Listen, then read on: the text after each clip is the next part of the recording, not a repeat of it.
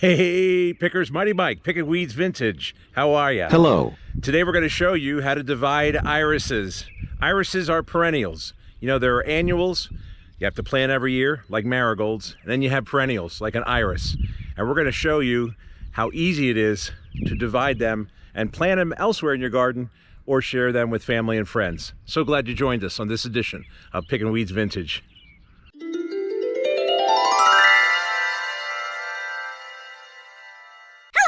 A perennial comes up year after year. Here's an example. These are Siberian irises. These are purple bearded irises. Some more bearded irises. Here's a daylily. Some more bearded irises. And so on and so forth. And we're going to divide. We're going to take our irises that we're going to divide today, and we're going to replant them right here in this empty spot. You're going to need some tools. Here's what you're going to need. Kneeling pad. I like it. You don't have to have it, but it makes it easier on your knees. You're going to need some gloves. You're going to need a spade, shovel. And you're going to need a 5-gallon bucket, or any bucket will do. Watering can. I have some Osmocote fertilizer tablets, pebbles, and some Fisker shears. So you see the iris here, and I'm going to take a group and we're going to remove these, and we're going to dig our shovel all the way around there and put a line. Then we're going to cut in and we're going to lift them out. I call it thinning the herd, but you can see there's a nice division there.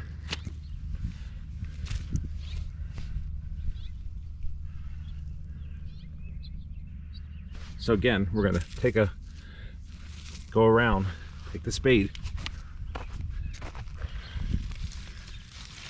and we're going to make a circle and go right around. And we're going to dig in and lift them out. It's really easy. Irises are hardy and they're easy to transplant. Makes them a great perennial that comes up year after year. All right, let's grab our spade, our shovel, and we're just gonna kind of make an imprint around there, almost like you're drawing a circle, and dig in.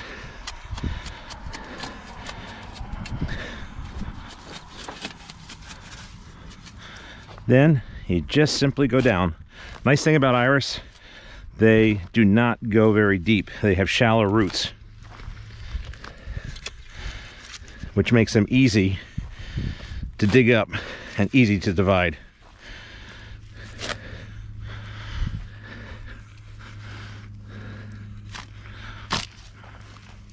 Oh yeah.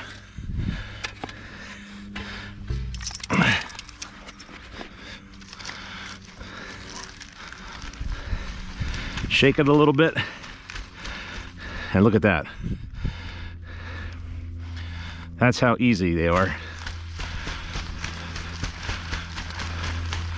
to dig out.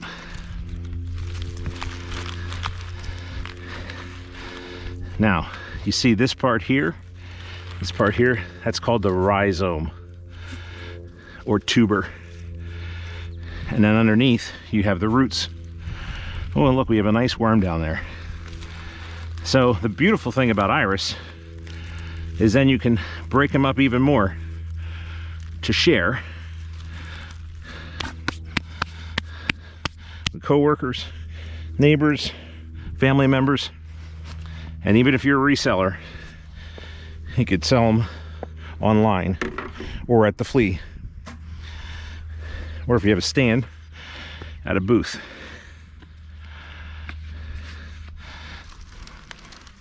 You can do it with your hands. Look at that.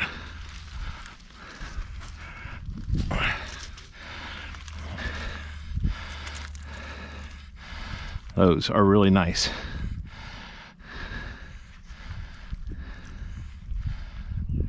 Beautiful.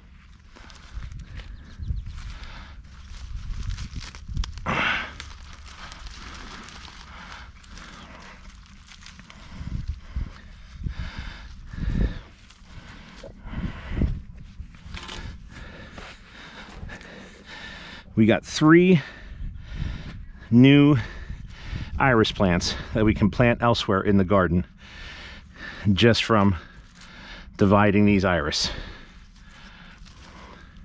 Look at the nice 3 iris plants that we got from this one plant here. Wow, that's great. You could even do a 4th one if you wish. In fact, this one kind of came apart on its own. Those are healthy plants.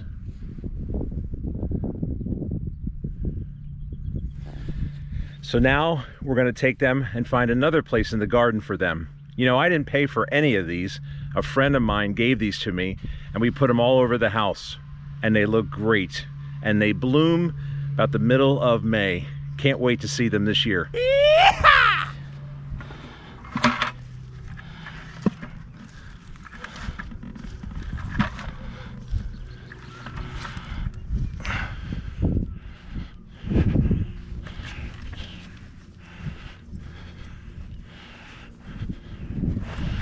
So this is where we're going to put one of them, right here in front of this cable feature. Again, irises don't like to be deep in the soil. You want to cover the rhizome, and obviously the roots face down.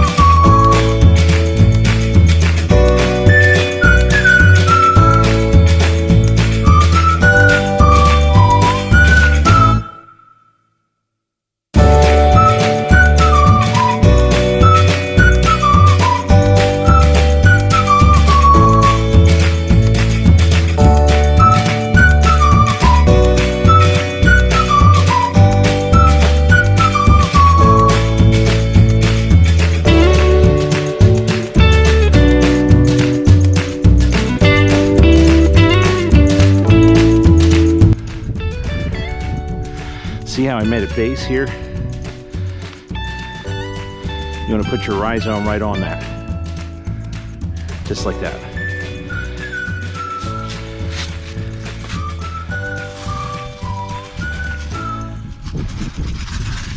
You don't have to use fertilizer if you got good soil, but this is Osmocote Plus.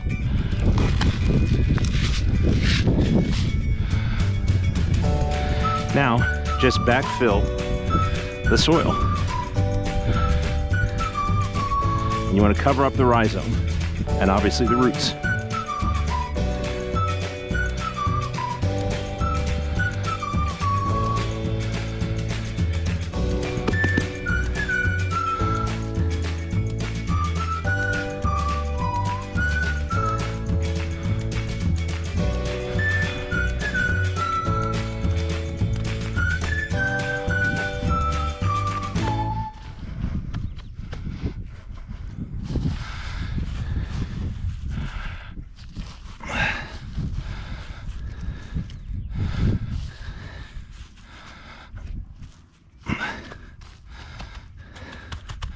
Look at that.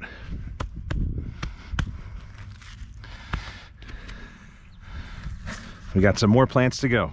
Looks great. Now we're going to water it in.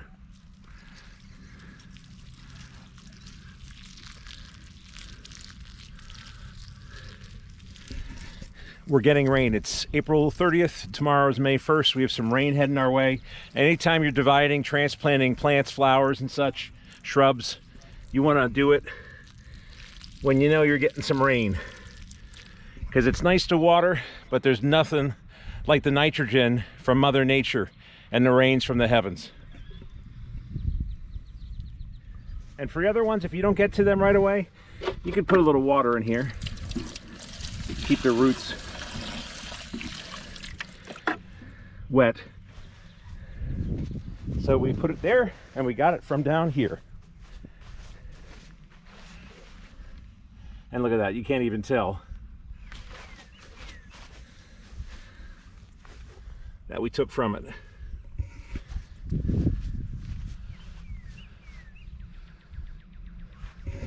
A lot of perennials, a lot of bulb flowers as well, like daffodils and even daylilies. Every 3 to 5 years, you need to, I like to call thin the herd. And that's when you divide them and you plant them elsewhere in your garden. You spread them out, or you share them with family and friends. Yes! This little walkway here, filled with irises on either side of the stone. Again, the stone pathway, the rocks. We didn't buy any of those. Those were given to us by friends.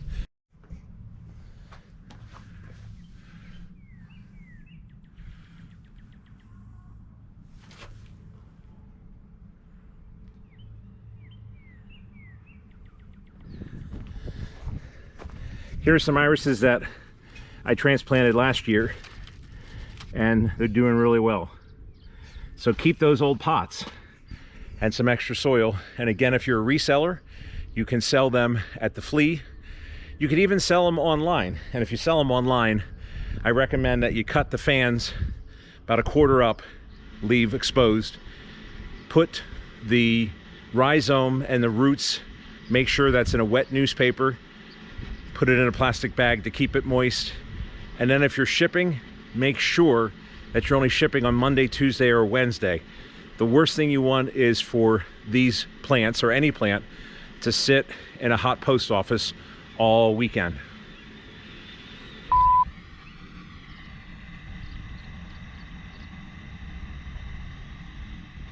I hope you learned a couple things about dividing perennials.